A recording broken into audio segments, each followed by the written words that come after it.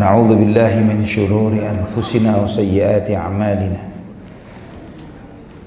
من يهده الله فلا مضل له ومن يضلل فلا هادي له أشهد أن لا إله إلا الله وحده لا شريك له وأشهد أن محمدا عبده ورسوله لا نبي بعده اللهم صل وسلم وبارك على عبدك ونبيك محمد وعلى آله وصحبه ومن اهتدى بهديه إلى يوم القيامة. قال الله جل وعلا: يا أيها الذين آمنوا اتقوا الله حق تقاته ولا تموتن إلا وأنتم مسلمون. يا أيها الناس اتقوا ربكم الذي خلقكم من نفس واحدة وخلق منها زوجها وبث منهما رجالا كثيرا ونساء واتقوا الله الذي تساءلون به والأرحام إن الله كان عليكم رقيبا. يا أيها الذين آمنوا اتقوا الله وقولوا قولا سديدا يصلح لكم أعمالكم ويغفر لكم ذنوبكم ومن يطع الله ورسوله فقد فاز فوزا عظيما. أما بعد. Ikhwatal iman, saudaraku fillah rahimani wa rahimakumullah. Alhamdulillah, segala puji bagi Allah Subhanahu wa taala Rabbul Alamin, Ar-Rahmanur Rahim, yang memberikan kepada kita hidayah Islam, menunjukkan kepada kita petunjuk yang terbaik, yang mengantarkan seorang hamba untuk menjadi semakin sempurna.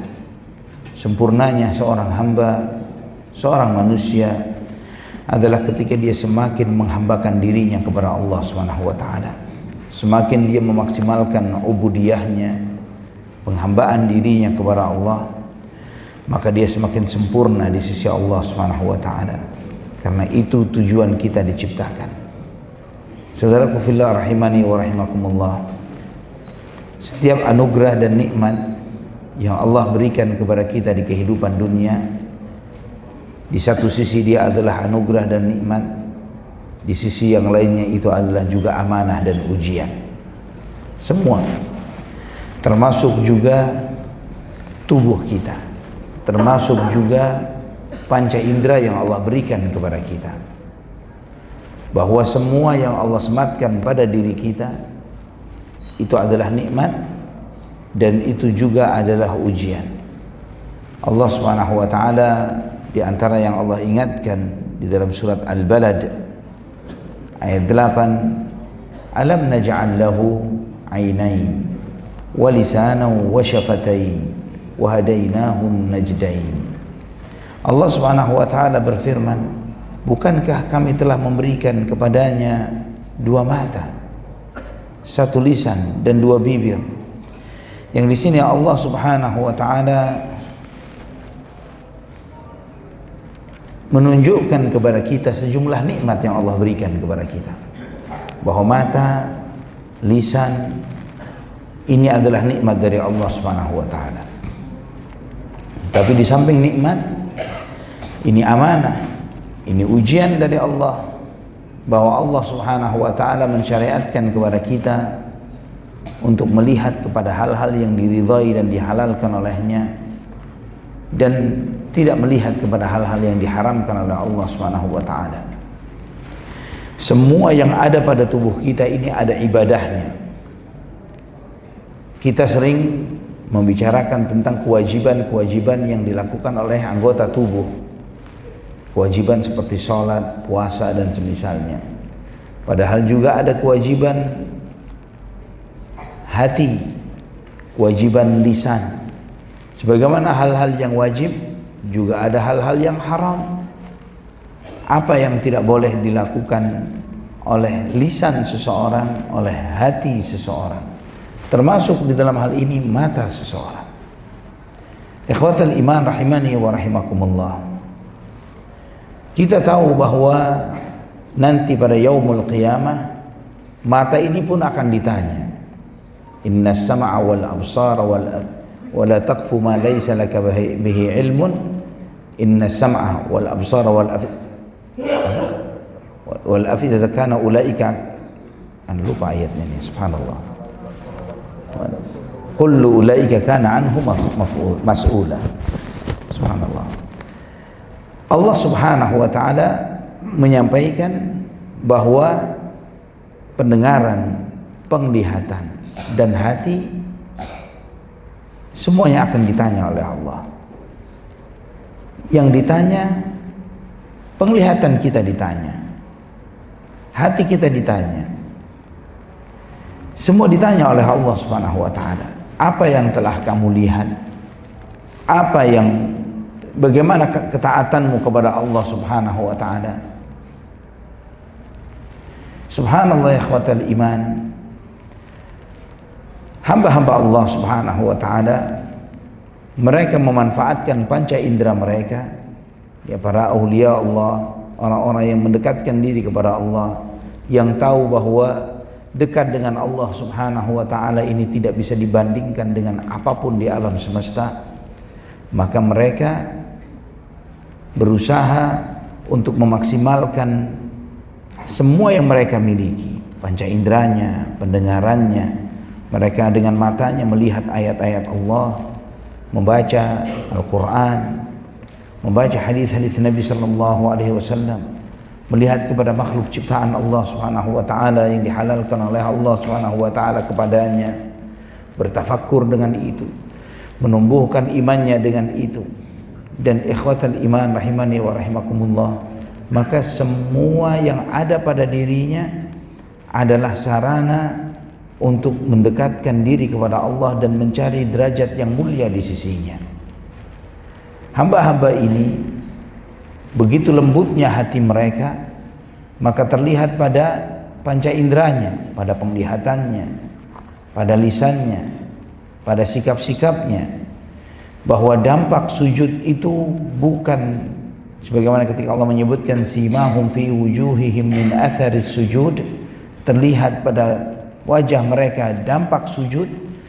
Bukan dampak sujud itu adalah kening yang hitam, tapi orang yang tawadhu, yang rendah hati, orang yang khusyuk. Bahwa khusyuk itu bukan terlihat hanya di dalam salat, tapi khusyuk itu terbawa di dalam kehidupan sehari-harinya. Bahwa orang yang khusyuk, yang tunduk, maka tunduklah penglihatannya, tunduklah hatinya, tunduklah lisannya, tunduklah telinganya, tunduklah seluruh anggota tubuhnya kepada Allah Subhanahu wa taala. Maka hati yang tunduk ini, yang lembut ini, mudah untuk menangis karena takut kepada Allah Subhanahu wa taala. Ikhwatal iman, di dalam surat Al-Isra ayat 107 sampai 109, Allah Subhanahu wa taala berfirman, "Qul aminu bihi aw la tu'minu innal ladzina utul ilma min qablihi idza yutla 'alaihim yakhruna lil adhqani sujada wa yaquluna subhana rabbina in kana wa'du rabbina lamaf'ula wa yakhruna lil adhqani yabkun wa yaziduhum khushu'a." Ayat 107 sampai 109 dari surat Al-Isra. Katakanlah, apakah kalian beriman dengan Al-Quran atau tidak beriman dengan Al-Quran? Itu tidak akan merubah kalian.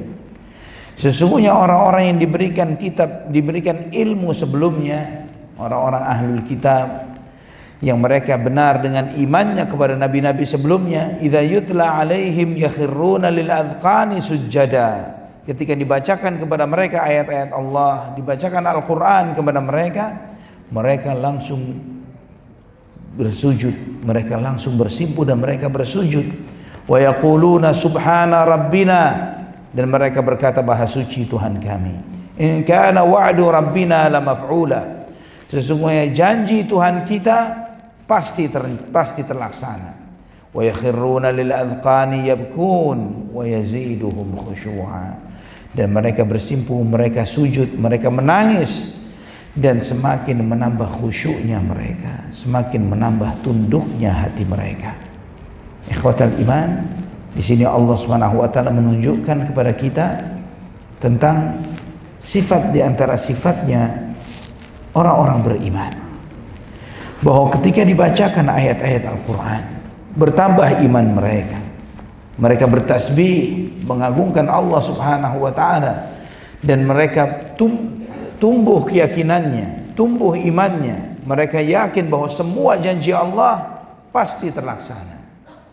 Mereka menangis, air mata mereka bercucuran, mereka menangis, dan itu menambah khusyuknya mereka.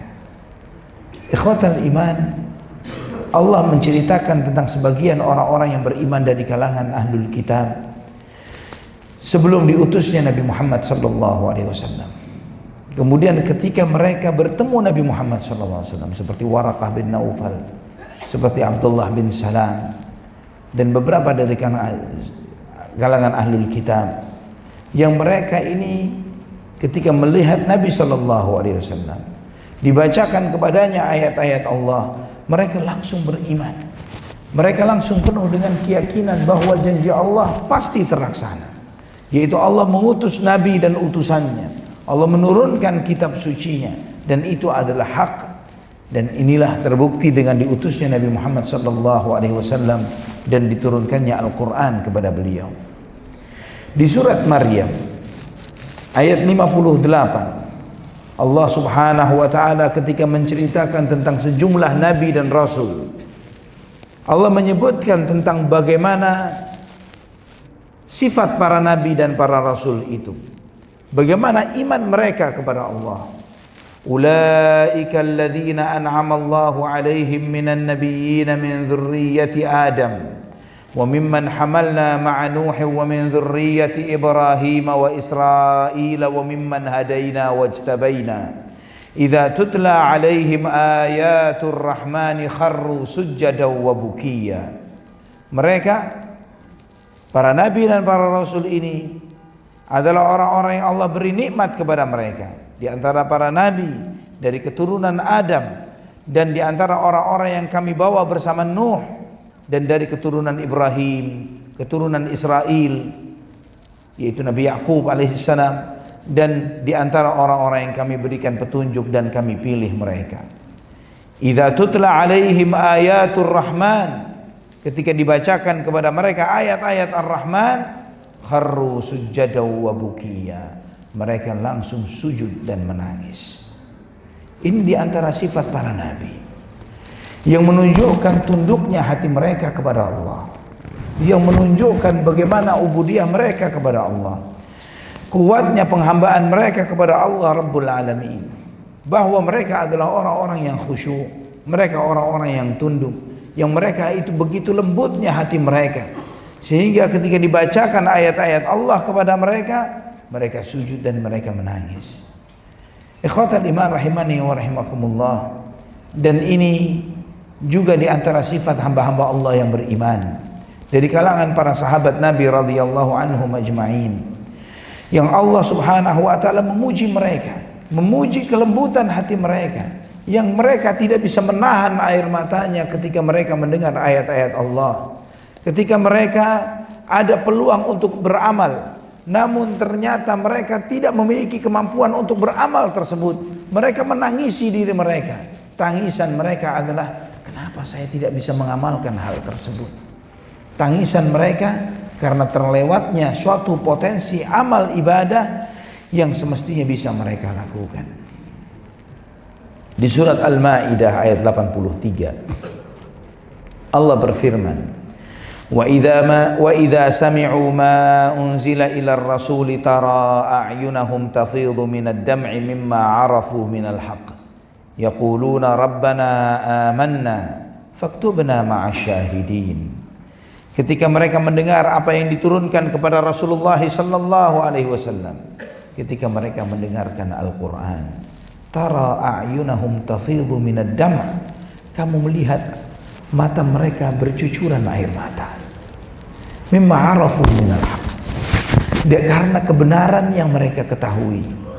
Yaquluna rabbana amanna, mereka berkata, wahai Tuhan kami beriman. Faktubna ma'asyahidin, maka catatlah kami, tetapkanlah kami bersama orang-orang yang syahid, yang menyaksikan kebenaran ini. Subhanallah ikhwatal iman. Ini sifatnya orang-orang beriman, yang mereka ini ketika didengarkan ayat-ayat Al-Quran, mereka tidak kuat menahan diri, mereka menangis. Kapan terakhir kita merasakan seperti itu ketika dibacakan ayat Al-Quran kepada kita?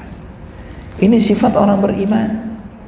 Kita merasa diri kita beriman. Betapa sering ayat-ayat Al-Quran dibacakan kepada kita, tapi hati kita sama sekali tidak bergeming sama sekali. Tidak ada getaran sama sekali. Hatinya tidak bergetar bagaimana air mata bercucuran. Subhanallah ikhwatal iman, rahimani wa rahimakumullah. Ini menunjukkan bagaimana harusnya kita tahu, paham ayat-ayat Al-Quran yang dibacakan kepada kita. Karena semua ayat-ayat Allah subhanahu wa ta'ala itu seperti lecutan, seperti cambuk bagi hati. Tapi itu hanya dirasakan bagi mereka yang memahaminya. Ikhwatal iman, di surat At-Taubah ayat 92, Allah subhanahu wa ta'ala menyampaikan tentang sejumlah sahabat radhiyallahu anhum yang minta kepada Nabi untuk bisa berangkat jihad. Tapi qaddarallah, mereka tidak memiliki bekal, tidak sanggup, tidak memiliki bekal untuk berangkat jihad fi sabilillah. Dan mereka minta, ya Rasulullah, kalau ada bekal bisa berangkat jihad, walaupun dari harta sedekah dan yang lain sebagainya, kami mau berangkat jihad ya Rasulullah, mau berperang di jalan Allah, mau mati syahid. Tapi karena waktu itu, ini di antara perjalanan perang Tabuk, pada waktu itu perjalanan cukup jauh, bekal yang dibutuhkan sangat banyak, sehingga hanya orang-orang yang memang sanggup untuk membekali dirinya sendiri untuk berangkat jihad di jalan Allah, atau berdasarkan sumbangan dari orang-orang yang mau menanggung perjalanan mereka. Sebagian sahabat ini datang kepada Nabi, minta kepada Nabi untuk diberangkatkan, walaupun dengan bekal dari manapun untuk bisa jihad. Tapi karena memang terbatasnya akomodasi yang ada pada saat itu, Nabi tidak bisa memberangkatkan mereka. Bagaimana mereka? Allah sampaikan di dalam surat At-Taubah ayat 92, wala 'alal ladzina idza ma atauka litahmilahum qulta la ajidu ma ahmilukum 'alaihi tawallaw wa a'yunuhum tafidhu minad dam'i hazanan alla yajidu ma yunfiqun. Dan tidaklah berdosa bagi orang-orang yang datang kepadamu agar engkau mengajak mereka berperang, berjihad, namun kamu katakan kepada mereka, aku tidak memiliki bekal untuk membekali kalian. Tawallaw wa a'yunuhum tafidhu minad dam'i hazana. Mereka pergi meninggalkan engkau ya Rasulullah. Mereka berdiri dari hadapanmu, mereka berpaling dengan air mata bercucuran karena sedih. Hazanan alla yajidu ma yunfiqun. Sedih karena mereka tidak memiliki sesuatu untuk mereka nafkahkan untuk jihad di jalan Allah. Subhanallah ikhwatal iman, air mata kita bercucuran karena apa? Air mata orang beriman sedih karena ada kesempatan amal yang tidak sempat mereka lakukan. Kalau sedihnya sebagian kita, sedih karena klub bolanya jagoannya kalah, dan kemudian dia menangis karena itu. La haula wala quwata illa billah. Air matanya dihambur-hamburkan sia-sia, tidak ada manfaatnya. Tapi bagaimana Allah subhanahu wa ta'ala menunjukkan kekasih-kekasihnya, mereka itu menangis karena ada kesempatan amal yang tidak sempat mereka bisa masuk ke dalamnya. Karena ada peluang untuk sedekah, tapi mereka tidak punya untuk sedekah. Nangis karena itu. Allahu Akbar. Yang ini harus membuat kita ini bertanya, kapan kita terakhir menangis? Karena apa? Karena apa? Menangis karena takut kepada Allah. Di antara sebab Allah subhanahu wa ta'ala menaungi hamba tersebut nanti pada yaumul mahsyar. Allah naungi dia di bawah arsy. Subhanallah, dalam hadis Bukhari dan Muslim dari hadis Abu Hurairah, radhiyallahu an, Nabi sallallahu alaihi wasallam bersabda, sab'atun yudhilluhumullahu fi dhillihi yawma la dhilla illa dhilluhu. Ada 7 golongan manusia yang Allah naungi dia di bawah naungannya, yang tidak ada naungan di hari itu kecuali naungan Allah. Ini Nabi menyebutkan orang-orang yang diberi naungan oleh Allah, perlindungan di hari yang tidak ada naungan kecuali darinya. Yaumul mahsyar, hari yang dahsyat. Yaumun asir, hari yang berat, kata Allah Subhanahu wa taala. Subhanallah, ketika manusia dikumpulkan di satu padang mahsyar, tidak ada dataran tinggi, tidak ada dataran rendah, semuanya hamparan yang luas. Matahari didekatkan, manusia berkumpul satu dengan yang lainnya, telanjang, dan mereka menunggu dahsyatnya hisab dari Allah Subhanahu wa taala. Mereka dengan segala kebingungannya satu dengan yang lainnya, mereka tidak tahu bagaimana nasib mereka di saat itu. Namun ternyata tidak semua orang dalam keadaan ketakutan dan galau di hari itu. Ada pilihan orang-orang pilihan Allah, yang Allah Subhanahu wa taala sisihkan mereka. Allah tempatkan mereka di tempat yang VVIP, tempat yang nyaman bagi mereka. Yang lainnya kepanasan, mereka teduh. Yang lainnya telanjang, mereka berjubah. Yang lainnya kelaparan dan kehausan, mereka dijauhkan dari itu semuanya. Di antara orang-orang ini adalah rajulun dzakarallaha khaliyan fafadat ainah. Seseorang yang ketika dia sendirian, dia ingat Allah, air matanya bercucuran. Ketika sendirian. Ini menunjukkan ikhwatal iman, keikhlasan dia, bahwa dia merasakan kehadiran Allah Subhanahu wa taala, dekatnya Allah dengannya. Dia merasakan manisnya dan nikmatnya iman dan takwa yang ada di dalam hatinya. Maka ketika dia berzikir menyebut nama Allah, menangis air matanya, bercucuran air mata. Orang yang seperti ini, yang merasakan kedekatan yang kuat dengan Allah Rabbul Alamin, terutama ketika dia sendirian, bukan ketika sedang di-shoot oleh kamera, bukan ketika di depan jamaah orang banyak. Dzakarallaha khaliyan, ingat Allah ketika sendiri. Karena ketika sendiri, disitulah aslinya takwa dan tidak takwanya seorang hamba terlihat. Ketika dia sendirian, semua godaan syaitan, semua nakalnya diri, semua tidak benarnya seseorang, atau semua baiknya akan terlihat pada saat itu. Maka ketakwaan itu hanya diketahui oleh Allah Subhanahu wa taala, kemudian orang itu sendiri, benar dan tidaknya. Ikhwatal iman, di dalam Jami' At-Tirmidzi dari hadis Abu Umamah radhiyallahu an, Nabi sallallahu alaihi wasallam bersabda, "Laisa syai'un ahabba ila Allah min qatrataini wa atharaini." Tidak ada yang lebih dicintai oleh Allah Subhanahu wa taala ketimbang 2 tetes dan 2 jejak. Ada 2 tetes yang paling dicintai oleh Allah, ada 2 jejak yang paling dicintai oleh Allah. Qatratun min dumu'in fi khasyatillah wa qatratu damin tuhraqu fi sabilillah. Adapun 2 tetes itu adalah tetesan air mata karena takut kepada Allah. Tetesan air mata karena takut kepada Allah. Wa qatratu damin tuhraqu fi sabilillah, dan tetesan darah yang ditumpahkan di jalan Allah Subhanahu wa taala. Wa ammal atharan, adapun 2 jejak, fa atharun fi sabilillah wa atharun fi fariidatin min faraidillah. Adalah pertama jejak perjalanan di jalan Allah dalam jihad, jejak kaki untuk berjihad di jalan Allah, dan jejak kaki melangkah untuk melaksanakan salah satu kewajiban yang Allah wajibkan.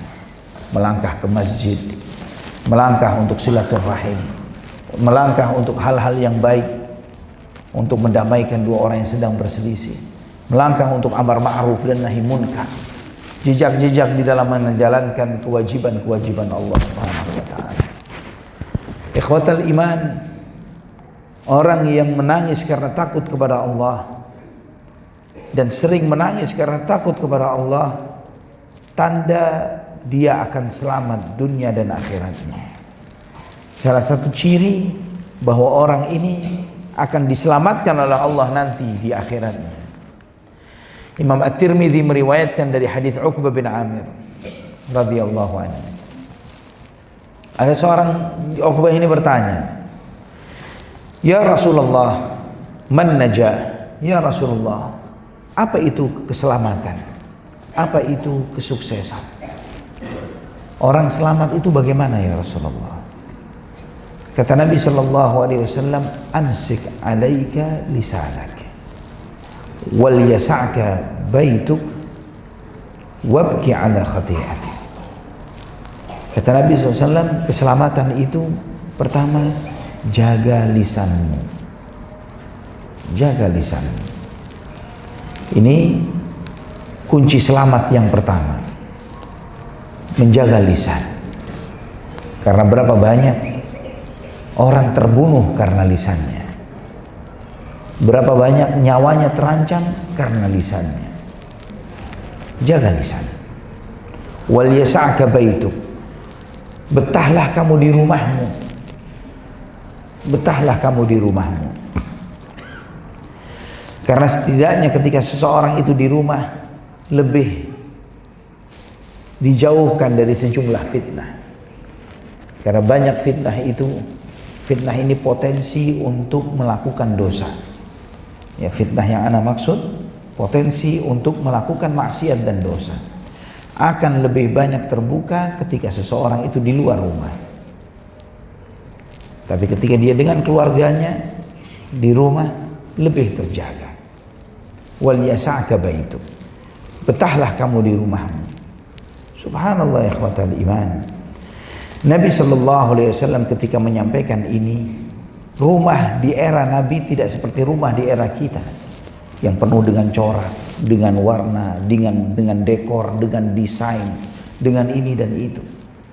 Tapi rumah Nabi kita Muhammad SAW, rumah di zaman beliau, kalau kita membaca, silahkan antum browsing, ya, ukuran dan bentuk rumah Rasulullah SAW ada di YouTube, ada 4x8 plus teras depannya, 4 meter kali 8 meter, ya, yang atap rumahnya ini kalau turun hujan bocor sampai ke dalam karena tidak tertutup dengan penuh, yang dindingnya ada beberapa lubang yang kalau orang mau ngintip bisa ngintip,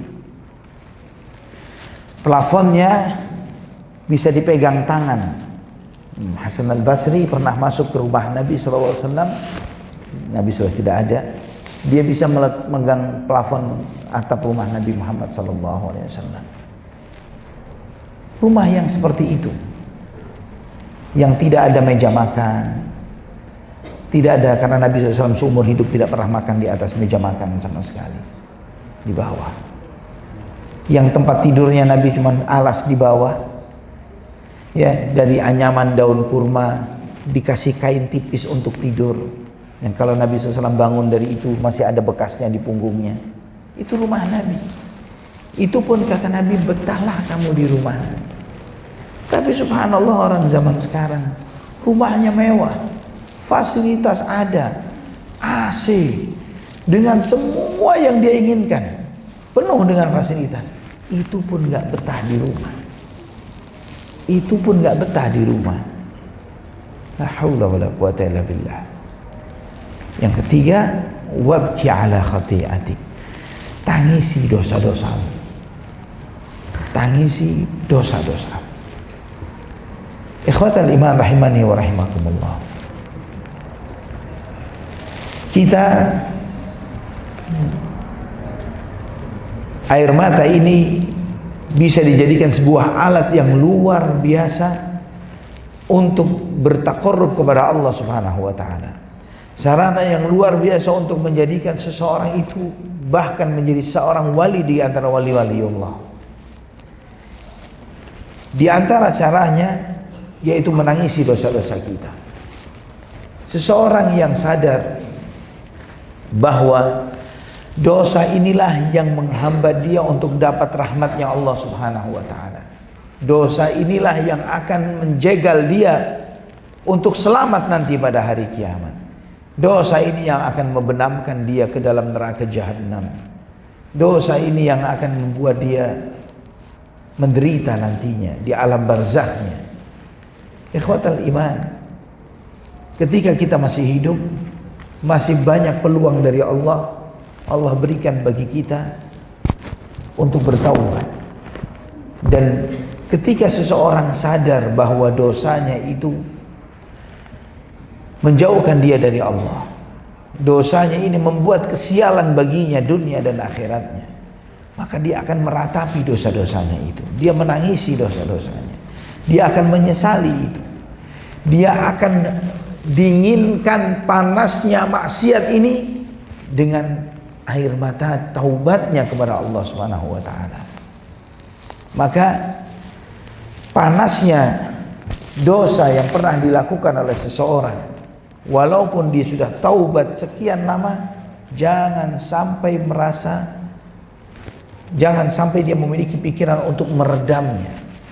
Kenapa? Karena ini alat bagi dia untuk terus bertaubat kepada Allah Subhanahu wa ta'ala. Ada seorang pernah bertanya ke ana, Ustaz, ana pernah berbuat ini dan itu. Dia datang ke rumah ana, menangis yang luar biasa. Dia pernah berbuat zina. Usia beliau 70-an lebih, mungkin hampir 80 tahun. Tangisan yang dia sampaikan ini, yang dia tunjukkan di benak ana, di pikiran ana, seperti dia baru kemarin, 2 hari yang lalu, atau minggu lalu, atau bulan kemarin lah paling tidak, baru saja dia berbuat maksiat itu. Setelah dia kemudian curhat menyampaikan apa yang dialaminya, dia melakukan itu kurang lebih 40 atau 50 tahun yang lalu. Dia mengatakan, ana tidak bisa lupa Ustaz, dan ana sedih, ana menyesal dengan itu. Allahu Akbar. Ana bilang, perasaan antum ini jangan hilang dari antum. Jangan hilang. Sering-sering nangis seperti ini, menyesali dosa yang pernah dilakukan. Insya Allah Allah akan menerima taubat antum. Karena tidak banyak orang yang mau seperti itu. Sebagian orang dia taubat, tapi kemudian dia seakan-akan kalau sudah taubat, seakan-akan dia sudah pernah membaca catatan Allah, oh sepertinya taubat ana udah diterima, dan dia berangan-angan untuk ingin melakukan maksiat itu lagi. Berangan-angan ingin melakukan maksiat itu lagi. Tapi orang yang benar taubatnya, dia tidak pernah merasa bahwa taubatnya diterima oleh Allah, dan dia menyesali maksiat yang dia lakukan ini, dan seumur hidupnya dia menyesali hal tersebut. Menangis karena takut kepada Allah sebab dia diharamkan dari api neraka. Imam At-Tirmidzi meriwayatkan dalam jami'nya dari hadis Abu Hurairah, Nabi SAW bersabda, la yalijun nar rajulun baka min khasyatillah hatta ya'uda al-labanu fi ad-dar' wa la yajtami'u ghubarun fi sabilillah wa dukhanu jahannam. Kata Nabi SAW, tidak akan masuk neraka seseorang yang menangis karena takut kepada Allah sampai susu yang sudah diperah bisa dikembalikan lagi ke tempatnya. Mustahil. Ya. Seperti itu mustahilnya orang yang takut kepada Allah sampai dia menangis karena takutnya kepada Allah masuk neraka. Orang itu tidak akan masuk neraka. Sampai air susu yang bisa diperah bisa dikembalikan lagi ke tempatnya. Dan tidak akan ketemu debu yang bertebaran di jalan Allah. Orang yang melangkahkan kaki untuk berjihad, orang yang melangkahkan kaki untuk berdakwah, untuk menjalankan ketaatan kepada Allah Subhanahu wa taala, menjalankan sholat dan yang lain sebagainya, yang kemudian dengan jejak-jejak kakinya ini berterbaran debu, tidak akan bertemu debu ini dengan asap neraka jahanam. Enggak bakal ketemu sama sekali. Artinya dua hal itu tidak akan Allah Subhanahu wa taala menjauhkan hamba Allah yang seperti ini dari api neraka. Yang menangis karena takut kepada Allah dan yang melangkahkan kaki untuk taat kepada Allah Subhanahu wa taala. Ikhwatal iman rahimani wa rahimakumullah. Bagaimana caranya kita bisa sering-sering menangis karena takut kepada Allah? Apa sebab-sebab yang bisa kita lakukan supaya memancing diri kita untuk takut kepada Allah dan kemudian menangis, sehingga tangisan itu adalah tangisan karena takut kepada Allah Subhanahu wa taala, sehingga kita dijauhkan dari api neraka, diselamatkan dari api neraka. Yang pertama, sering-sering ingat mati. Sering-sering ingat mati. Nabi kita Muhammad sallallahu alaihi wasallam yang mengingatkan, aktsiru dzikra hadimil ladzat. Perbanyaklah mengingat yang menghancurkan segala kenikmatan, kematian. Ikhwatal iman, kematian itu mengeruhkan kehidupan. Keluarga yang lagi senang-senangnya, lagi happy-happynya, tiba-tiba salah seorang dari mereka ada yang wafat, langsung redup. Semua kebahagiaan itu langsung suram. Ini al-maut. Kalau berita kematian orang yang kita cintai meredupkan kita, bagaimana kemudian dengan kematian kita sendiri? Kematian kita, matinya kita, ini adalah musibah terbesar bagi kita. Musibah yang paling besar. Ketika kita berhadapan dengan malakul maut, kemudian kita harus menghadapi semua itu, munkar dan nakir di kubur kita, dan semua kedahsyatan sesudah itu. Kalau kematian itu selesai, istirahat, tidak ada apa-apa lagi sesudahnya, maka orang akan berharap cepat-cepat mati. Tapi masalahnya setelah kematian banyak PR besar, yang itu kita kerjakan sekarang di dunia. Orang yang sering ingat mati, dia membayangkan apakah dia nanti husnul khatimah atau su'ul khatimah. Bagaimana dia nanti? Apakah dia husnul khatimah atau sebaliknya? Bagaimana setelah kematian? Bagaimana dia menghadapi malakul maut? Bagaimana dia ketika ruhnya dibawa oleh malaikat? Apakah dia akan sampai dihadapkan kepada Allah, atau termasuk ruh yang dibuang oleh malaikat karena pintu-pintu langit tidak dibukakan untuk ruh itu? Terus bagaimana di alam barzakhnya? Bagaimana dia menghadapi munkar dan nakir, sosok yang tidak pernah bisa dia bayangkan sebelumnya? Yang menjawab bukan ilmu pengetahuan, tapi imannya. Yang menjawab adalah hatinya, keikhlasannya, ketakwaannya kepada Allah, takutnya kepada Allah. Ikhwatal iman, kalau dia mengingat kematian, melembutkan hati, memudahkan dia untuk menangis, memudahkan dia untuk zuhud terhadap dunianya, membuat dia tidak ambisius terhadap dunia. Orang-orang yang tidak ingat mati, dia akan sangat ambisi terhadap dunia. Dia tergila-gila dengan dunia. Dia pikir dia tidak akan mati.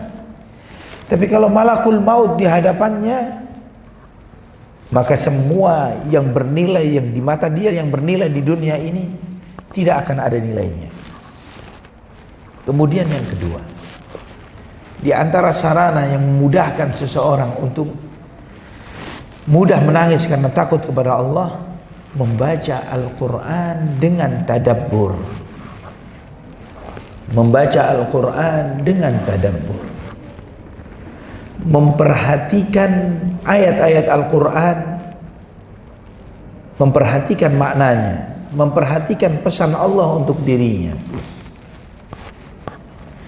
Nabi kita Muhammad sallallahu alaihi wasallam, Abdullah ibn Syikhir radhiyallahu an menceritakan, ra'aitu Rasulullah sallallahu alaihi wasallam yusalli wa fi sadrihi azizun ka azizir raha minal buka. Saya melihat Nabi sallallahu alaihi wasallam itu salat. Aku melihat dada beliau bergemuruh karena tangisan Nabi sallallahu alaihi wasallam. Terdengar gemuruh dari dada Rasulullah karena sesenggukan tangisannya Nabi Muhammad sallallahu alaihi wasallam. Ikhwatal iman. Dan itu ketika membaca Al-Quran atau ketika dibacakan Al-Quran.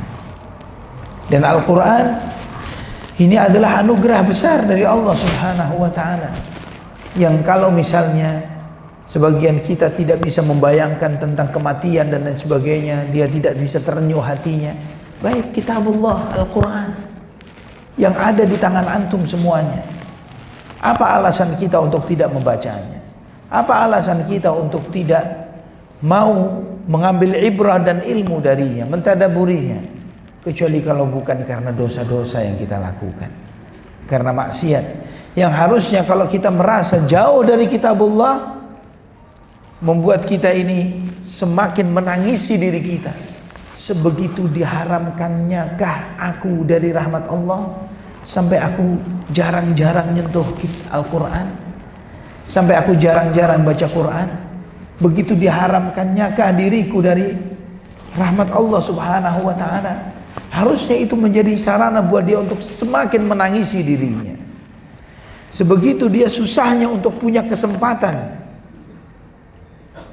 dari membaca kitabullah, padahal kebutuhan kita kepada Al-Quran lebih daripada kebutuhan kita dari air minum ini, dari air minum kita. Ikhwatal iman, antum kita sesibuk-sibuknya kita tidak akan mungkin karena saking sibuknya tidak sempat minum seharian. Benar ya? Sesibuk apapun kita, tetap yang namanya haus ya minum, lapar makan. Sesibuk apapun kita, sesibuk apapun itu, Quran kebutuhan kita kepadanya melebihi air minum. Artinya jangan sampai kita berdalih, beralasan saya sibuk, nggak sempat pegang Quran. Apakah pernah sibuk sampai nggak sempat minum? Gak bakalan. Maka jadikan Quran itu seperti itu, lebih dari air minum. Jangan sampai satu hari pun terlewatkan kita tidak baca Quran dan mentadabburi isinya. Coba tangkap pesan Allah apa di situ.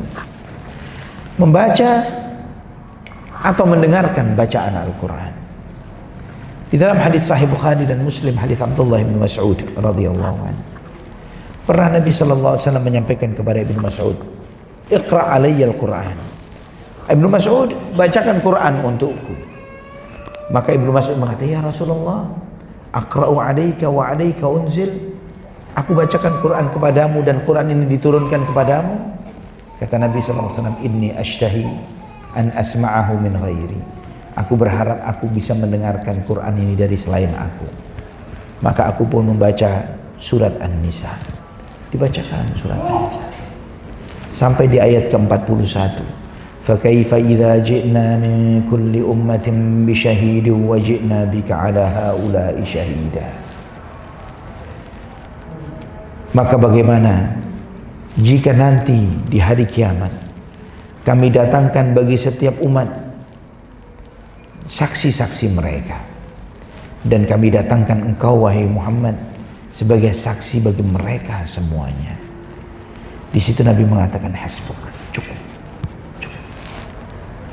Kata Ibnu Mas'ud, rafa'tu ra'si aw ghamazani rajulun ila janbi fa rafa'tu ra'si fa ra'aitu dumu'ahu tasil. Aku sambil baca, salah seorang sahabat memegang kakiku. Di situ aku berhenti. Aku melihat Nabi bercucuran air mata. Beliau menangis. Ini Nabi kita Muhammad SAW. Kemudian di antara kiat agar kita mudah menangis, ziarah kubur. Ziarah kubur. Ingat akhirat. Nabi kita Muhammad SAW yang kuntu nahaitukum an ziyaratil kubur. Ala fazuruha fa innahu yariqul qalb wa tadma'ul ain wa tudzakkirul akhirah. Kata Nabi SAW, aku melarang kalian dari dulu aku pernah melarang kalian dari ziarah kubur. Sekarang ziarah kuburlah. Karena ziarah kubur itu melembutkan hati, memudahkan mata untuk menangis dan mengingatkan akhirat. Mengingatkan akhirat. Ikhwatal iman, jika antum ziarah kubur, antum akan melihat orang besar, orang hebat, orang kaya, berkuasa, tidak ada nilainya semua. Cuma segitu. Penghormatan yang paling tinggi bagi seseorang yang sudah mati misalnya, paling dimakamkan di Taman Makan Pahlawan, dikasih merah putih di atasnya, tapi itu tidak akan bisa memberikan dispensasi untuk diringankan dari azab Allah Subhanahu wa ta'ala. Kalau dia adalah seorang pemimpin, ketika dia pemimpin di antara pemimpin kaum muslimin atau pemimpin negeri ini, dia mati dalam keadaan dia memegang amanah dengan baik, maka raudhatun min riyadil jannah. Alam barzakh itu salah satu dari taman-taman surga. Tapi kalau misalnya selama dia pemimpin dia menipu rakyatnya, korupsi dan yang semisalnya, maka ini di antara lembah, di antara jurang-jurang neraka yang sedang dia masuki. Dan apa kebahagiaan, apa kesenangan yang dirasakan puluhan tahun tapi kemudian berada di dalam jurang neraka. Kita tidak tahu berapa lama di sana. Apa artinya? Punya puluhan kilo emas tapi dihimpit di kuburnya, disiksa oleh Allah. Apa artinya? Nabi SAW pernah mengantarkan jenazah. Kemudian beliau duduk di tepi lubang kuburan. Sebelum jenazah itu dimasukkan, beliau menangis sampai air matanya menetes di tanah di bawah beliau. Kemudian beliau SAW mengatakan, ya ikhwani, limithli hadza fa'iddu. Wahai saudara-saudaraku, untuk hari yang seperti ini siapkan dirimu. Untuk hari yang seperti ini siapkan dirimu. Ikhwatal iman, Nabi menyuruh kita untuk mempersiapkan diri kita di hari kita dimakamkan, di hari kita dikubur. Karena itu hari yang paling dahsyat di hari kita, di hidup kita. Hari kita masuk ke liang lahat kita. Itu hari yang tidak pernah kita bayangkan. Tapi itu hari yang paling besar. Nabi SAW pernah sekali waktu Uthman ibn Affan, beliau berdiri di salah satu kubur sampai basah janggutnya, beliau menangis. Kemudian disampaikan, tudkarul jannatu wan nar wa la tabki wa tabki min hadha. Ketika disebut surga neraka engkau tidak menangis, tapi ketika kubur engkau menangis. Kata beliau, inni sami'tu Rasulullah sallallahu alaihi wasallam qala, innal qabra awwalu manzilin min manazilil akhirah. Fa in naja minhu fama ba'dahu aisar minhu wa in lam yanju minhu fama ba'dahu ashaddu minhu. Kata Nabi sallallahu alaihi wasallam, sesungguhnya kubur itu adalah fase pertama dari fase-fase akhirat. Kalau dia di kuburannya dia selamat, maka sesudahnya akan lebih gampang. Kalau dia tidak selamat di kuburnya, sesudahnya bakal lebih susah. Subhanallah. Kalau di kuburnya dia tidak selamat, sesudahnya akan lebih susah. Ikhwatal iman. Kemudian yang keempat, memaksa diri untuk nangis. Memaksa diri untuk menangis. Ikhwatal iman, kata Imam Ibnu Qayyim rahimahullah, ketika beliau menjelaskan tentang macam-macam tangisan, yaitu tangis yang dipaksakan. Dan tangis yang dipaksakan ini ada yang terpuji, ada yang tercela. Yang terpuji adalah tangis yang dipaksakan untuk menghadirkan khusyuknya hati, bukan karena ria, bukan karena dilihat orang, bukan karena ingin didengar orang, bukan. Dan tangis yang tercela adalah tangis yang dipaksakan untuk dilihat orang. Nabi SAW pernah sekali waktu Umar bin Khattab menemui Nabi dan Abu Bakar. Ketika Umar menemui Nabi SAW dan Abu Bakar radhiyallahu an, dua-duanya sedang menangis. Rasulullah SAW menangis, Abu Bakar menangis. Kemudian di situ Umar bertanya, "Akhbirni ya Rasulullah, min ayyi syai'in tabki anta wa sahibu?" Ya Rasulullah, beritahu aku, apa yang menyebabkan engkau menangis? Apa yang menyebabkan sahabatmu menangis? Fa in wajadtu bukaan bakait, wa in lam ajid bukaan tabakaitu li bukaikuma. Kalau ada sesuatu alasan, saya akan menangis ya Rasulullah. Kalaupun aku tidak punya alasan, aku akan menangis untuk tangisan kalian berdua. Ini sahabat. Ini arti persahabatan. Bagaimana sahabat Nabi melihat Nabi menangis, mereka menangis. Dan itu ikhwatal iman rahimani wa rahimakumullah, musibah terbesar yang membuat air mata ini kering bisa jadi adalah karena sudah mengeringnya hati, sudah kerasnya hati. Dan tidak ada azab tidak ada azab lebih besar, tidak ada azab lebih besar di dunia terhadap seseorang yang Allah timpakan kepada orang tersebut di dunia melebihi dikeraskannya hatinya. Kalau hati itu sudah dikeraskan, itu adalah azab terbesar yang Allah timpakan kepada seseorang di dunia, yang artinya orang itu karena hatinya sudah keras akan dilelehkan nantinya oleh Allah dengan neraka jahanam. Allah firmankan dalam surat Az-Zumar ayat 22, fawailul lil qasiyati qulubuhum min dzikrillah. Celakalah bagi hati-hati yang keras dari mengingat Allah Subhanahu wa taala. Ikhwatal iman, kalau mengingat kematian, mengingat Allah, ziarah kubur, mengingat akhirat, membaca Al-Quran tidak bisa melembutkan hatinya, maka mungkin dia akan dilembutkan dengan neraka jahanam. Waliyahzubillah.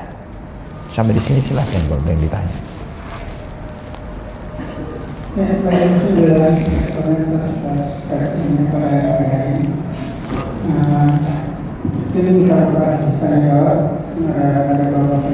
Allahumma shalli ala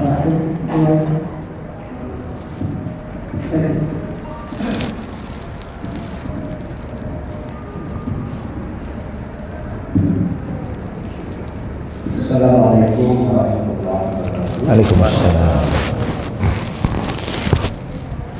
Bagaimana menjaga diri tetap istiqomah dalam khusyuan amal ma'ruf nahi munkar? Waalaikumsalam warahmatullahi wabarakatuh. Bagi ana tidak ada yang lebih mudah bagi seseorang untuk menjaga kekhusyuan dirinya atau hatinya melebihi Quran. Al-Quran ini yang membuat seseorang itu tetap di frekuensi yang benar, tetap di frekuensi yang benar. Dia tidak keluar dari frekuensi itu dengan sering membaca Al-Quran atau mendengarkan bacaan Al-Quran. Membaca atau mendengarkan bacaan Al-Quran.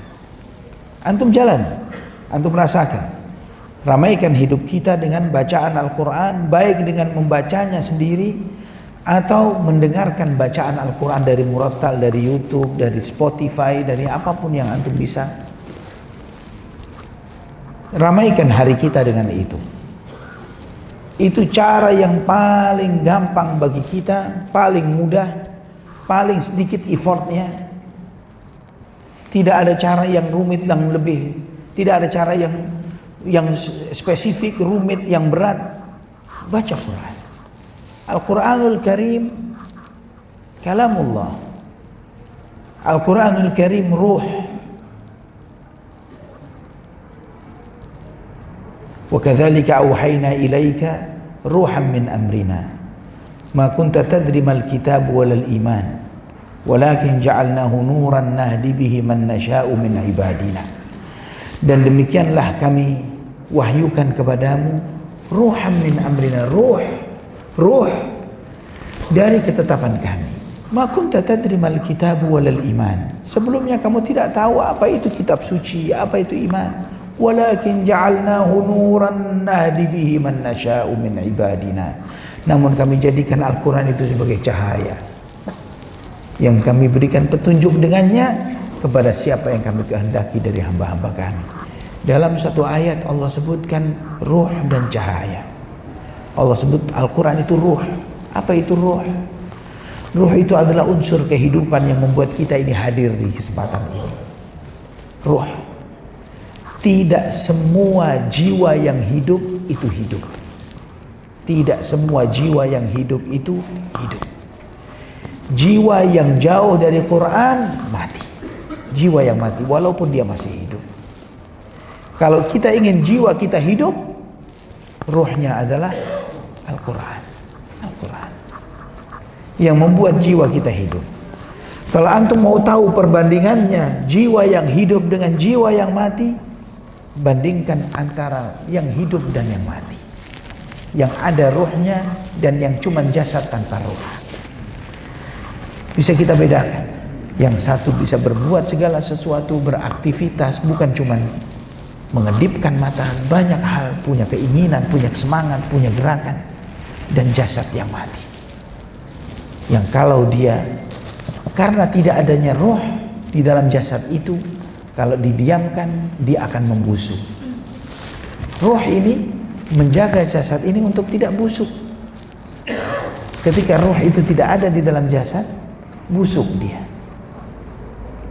Jasad ini akan membusuk.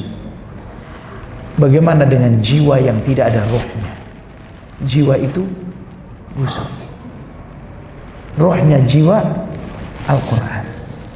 Rohnya jiwa Al-Quran. Dan itu adalah nur. Nahdi bihi man nasha'u min ibadina. Cahaya yang dengannya kami berikan petunjuk kepada siapa yang kami kehendaki dari hamba-hamba kami. Kita bayangkan antum berjalan di malam hari di tol Jagorawi, lampu mobil antum mati. Gimana? Allahu Akbar. Kita akan penuh was-was, kekhawatiran. Padahal tidak gelap-gelap amat. Tidak gelap-gelap amat, masih ada cahaya dari kendaraan lain, mungkin dari sebagian jalan tol ini. Tapi itu pun membuat kita was-was, ketidaktenangan dan lain sebagainya. Karena tidak adanya cahaya. Bagaimana hati yang tidak punya cahaya?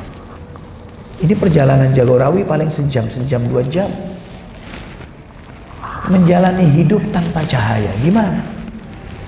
Menjalani hidup tanpa cahaya. Dan cahaya hidup kita Al-Quran. Bisa antum bayangkan orang yang menjalani satu perjalanan dan dia tidak ada cahaya, menjalani hidup tanpa cahaya. Allah. Assalamualaikum warahmatullahi wabarakatuh. Waalaikumsalam. Setelah kematian nanti kita dalam belajar seorang guru akan mengalami hidup kubur. Nah, apakah ini seorang guru ini ada kita kubur, ada nikmat kubur, ada kubur. Ini kubur ini masuk dalam ada kubur atau nikmat kubur. Karena kalau kita menilai bahwa di kubur ini ada kubur, kenapa saat bin Mas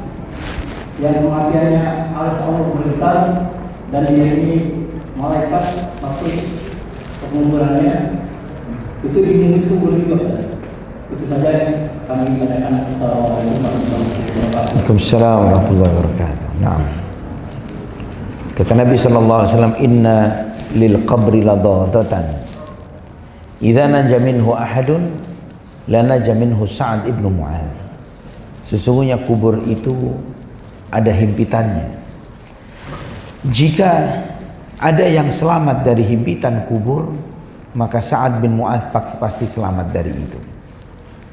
Tapi ternyata beliau pun dihimpit di kuburnya. Ikhwatal iman rahimani wa rahimakumullah. Dijelaskan oleh Imam Az-Zahabi rahimahullah tentang hal ini, bahwa himpitan kubur ini berbeda antara bagi orang beriman dan orang-orang yang tidak beriman. Kalau orang beriman, himpitan kubur itu adalah fitnah terakhir dari fitnah alam kubur.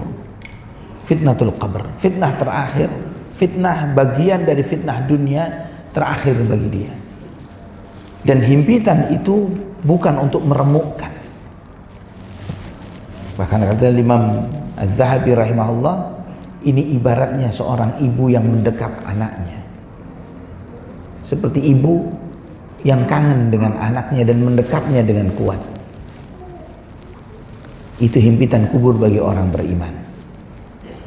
Tapi kalau bagi orang-orang fasik dan orang-orang kafir, maka himpitan itu akan meremukkan tulang-tulangnya sampai disebutkan dalam sejumlah riwayat hatta takhtalifa adla'uhu, sampai tulang rusuk kanan dan kirinya ketemu, berselisih. Allahu musta'an. Ustaz, jadi masih ada satu lagi pertanyaan dari Pak Haji. Bismillahirrahmanirrahim. Assalamualaikum warahmatullahi wabarakatuh. Waalaikumsalam. Ustaz Ali Hasan Bawazir. Tadi Ustaz sudah menyinggung sedikit mengenai menonton bola meratapi kekalahan. Alhamdulillah Ustaz, yang kita di sini selalu boleh dibilang istiqomah mendengarkan tausiah kajian subuh ini. Sementara teman kita ada beberapa mulai sesudah tahajud jam 4 mulai ada pertandingan semifinal.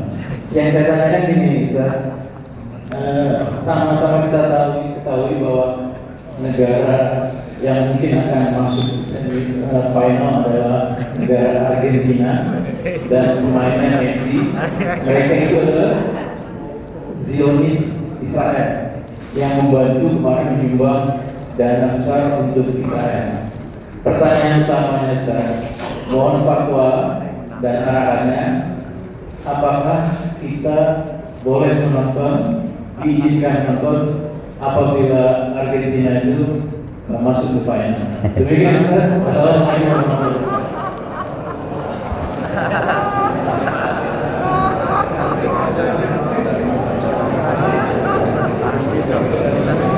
Alhamdulillah anak tidak mengikuti sama sekali. Jadi anak nggak tahu siapa yang seperempat final, semifinal, final, juaranya. Saya nggak tahu sama sekali. Nggak ngikutin belas. Ya, sama sekali nggak ngikutin. Anak tahu.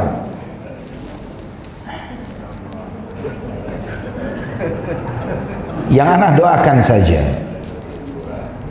Karena sering ketika seorang itu misalnya mengidolakan tokoh-tokoh kafir, siapapun ya, anak tidak bicara Messi, siapapun dia, ketika dia begitu mengidolakan seseorang yang kafir, sering anak sampaikan, insya Allah antum dikumpulkan dengan dia nanti di akhirat.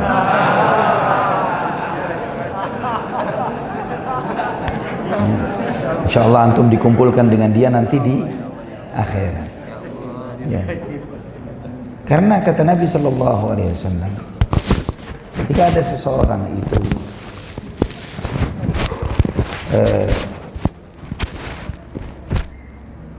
pernah ada seorang sahabat bertanya ke Nabi, ya Rasulullah, kapan kiamat? Kiamat itu kapan? Nabi SAW bertanya balik kepada orang itu, Madza a'datta laha? Apa bekalmu untuk menyambut hari kiamat? Kata Nabi SAW. Kata orang itu, aku mencintaimu ya Rasulullah. Aku mencintaimu ya Rasulullah. Kata Nabi SAW, anta ma'aman ahbabta. Engkau akan dikumpulkan bersama orang yang kamu cintai. Engkau akan dikumpulkan bersama orang yang kamu idolakan. Silahkan pilih siapa yang dicintai. Ya, karena orang mencintai cuman lip service saja. Ana cinta Rasul. Semua orang bisa ngomong. Buktinya apa? Buktinya apa? Seberapa antusias ketika nama Rasulullah SAW disebut, seberapa antusias ketika nonton Messi lagi main. Ya, itu akan ketahuan. Seseorang itu tidak bisa bohong, dia cintanya ini benar atau bohongan. Jadi seringkali anak ketika melihat orang begitu antusias dengan yang seperti ini, insya Allah kamu dikumpulkan bareng dia nanti di akhirat. Harusnya kan dia senang dong. Kenapa nggak senang dikumpulkan Messi di akhirat? Ya kan bisa nonton dia deket-deketan langsung. Ayo Messi, ini bolanya beda, ini nyala ini sekarang. Ya, bolanya menyala. A'udzubillah. Jadi ikhwatal iman rahimani wa rahimakumullah. Di antara sifat orang beriman, di antara yang Allah sebutkan, qad aflahal mu'minun alladzina hum fi salatihim khashi'un alladzina hum. Lanjutannya apa? Anil lahwi mu'ridun. Mereka itu berpaling dari hal-hal yang sia-sia. Itu cirinya orang beriman.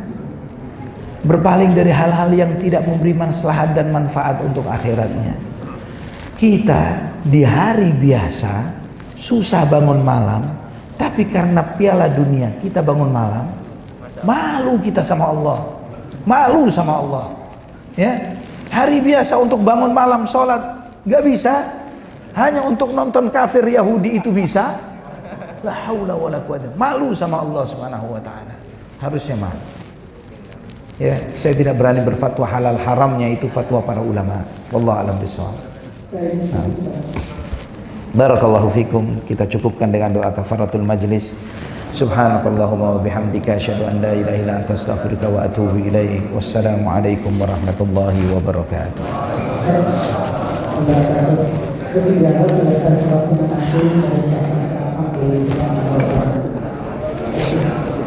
Wa jazakallahu khair, barakallahu fiik. Sama-sama, barakallahu fiik. Afwan, barakallahu fiik. Afwan. Alhamdulillah, barakallahu fiik. Ahlan wa sahlan. Allah barik fiik. Sama, afwan, barakallahu fiik. Hayyakumullah. Assalamualaikum. Allah barik fiik. Hayyakumullah. Ahlan wa sahlan. Sama-sama. Barakallahu fiik.